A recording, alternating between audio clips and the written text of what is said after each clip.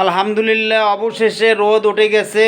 এই দেখেন আসমানে ঝলমল করতেছে, সূর্যের তাপ আমাদের শরীরে লাগতেছে। ইনশাল্লাহ মোটামুটি এখন কাপড় যা আছে সব শুকাবে।